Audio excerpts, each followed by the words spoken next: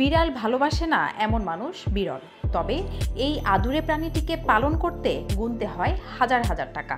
খাবার থেকে শুরু করে চিকিৎসা সব মিলিয়ে খরচও কম নয়। কিন্তু শখের কাছে হেরে যায় সবাই। মানুষ ভালোবাসা থেকে, আনন্দ থেকে বিড়ালকে নিজের পরিবারের অংশ করে নেয়। অনেকে বিড়ালকে নিজের সন্তানের মতো যত্ন করে পালন করেন।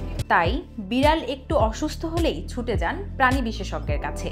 আমাদের এখানে বেসিক্যালি যদি এটা মালিকানাধীন হয়, অর্থাৎ যাদের যে বাচ্চাগুলোর অভিভাবক আছে তাদের ক্ষেত্রে 500, আর যদি এটা স্ট্রিট কোনো অ্যানিমেল হয়, বিড়াল হোক কুকুর হোক, তাদের ক্ষেত্রে আমরা ডিসকাউন্ট করে থাকি।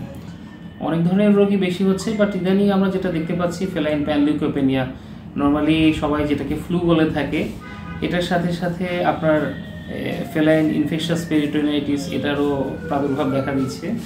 এছাড়া জন্ডিসের মতো বেশ কিছু রোগ আমরা দেখতে পাচ্ছি।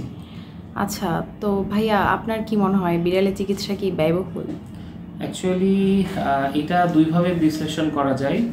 প্রথমত, বিড়ালকে যদি আপনি আপনার সন্তানের মতো ট্রিট করেন, তাহলে সেক্ষেত্রে সেটা সন্তানের চিকিৎসার ব্যয়ভার যেমনি আপনাদের কাছে তেমন কিছু মনে হবে না, বিষয়টা আসলে এরকমভাবে দেখলে ব্যয়বহুল না।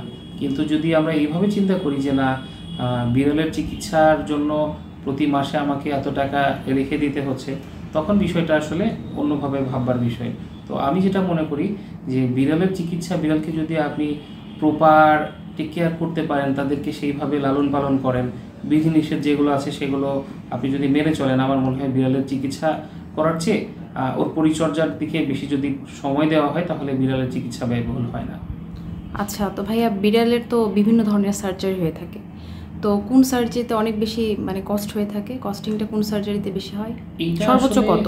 এটা আসলে ক্লিনিক থেকে ক্লিনিক ভ্যারি করে। আচ্ছা, যেমন আমাদের এখানে সার্জারি যেগুলো আছে সেগুলোর কোনোটাই অনেক বেশি ব্যয়বহুল না, বরং আমাদের এখানে সার্জারির পরে বিশেষ করে স্পে বা নিউটার যেগুলো হয়, এটার পরে খুব বেশি ঝামেলা পোহাতে হয় না।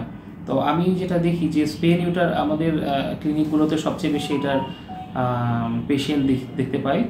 তো এগুলাতে আনুমানিক নিউটারে 1500 থেকে 2000, আর স্পের ক্ষেত্রে 3000 থেকে 4000-এর মধ্যেই এটা সম্পন্ন হয়। যেহেতু এটা লাইফে একবারই হচ্ছে, সেহেতু অবশ্যই এটাকে একটা ভালো ক্লিনিক থেকে করাতে হবে। শুধু ভালোবাসা নয়, এখন অনেকেই শখ থেকে শুরু করেছেন ব্যবসা। বিভিন্ন জাতের বিড়াল, যেমন পার্সিয়ান, সায়ামিস, বেঙ্গল বা দেশি জাতের বিড়াল সবই এখন বিক্রি হচ্ছে অনলাইনে ও পোষা প্রাণীর দোকানে। পালার শখটা হচ্ছে অনেকদিন আগে থেকে। দেশি বিড়াল পালতাম প্রথমে, তো হঠাৎ করে বাসায় যেহেতু বাচ্চারা আছে, ওরা একটু পার্সিয়ান পছন্দ করে, সেই ক্ষেত্রে ওদেরকে অ্যাডপশন নেওয়া বা বাজার থেকে এসে নেওয়া প্রায় বছরখানিক হবে। তো বছরখানিক ধরে আমি ওদেরকে পালছি। তো এখন মনে হচ্ছে যে আমি ওদেরকে আর ক্যারি করতে পারছি না, যেহেতু জব করি বা ব্যস্ততা সব মিলিয়ে আসলে ওদের যত্ন নেওয়া হচ্ছে না বা ওইভাবে ক্যারি করাও হচ্ছে না।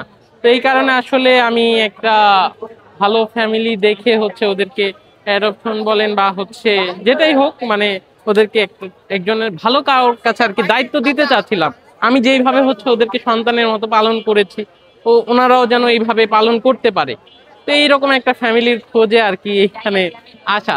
ব্যবসায়ীদের দাবি, শহরে পোষা প্রাণীর সংখ্যা বেড়ে যাওয়ায় ক্রেতারও চাহিদা বাড়ছে। তাদের মতে মানুষ এখন বিড়ালকে কেবল পোষা প্রাণী নয়, মানসিক প্রশান্তির উৎস হিসেবেও দেখছে। বিড়াল প্রেমীরা বলছেন, বিড়াল ঘরের পরিবেশে আনন্দ আনে এবং একাকিত্ব দূর করে। তাদের মতে বিড়াল পালন শুধু শখ নয়, এটি এক ধরনের মানসিক শান্তিও দেয়। শখ, ভালোবাসা আর ব্যবসার মিছিলে আজ বিড়াল হয়ে উঠেছে শহুরে জীবনের এক অবিচ্ছেদ্য অংশ।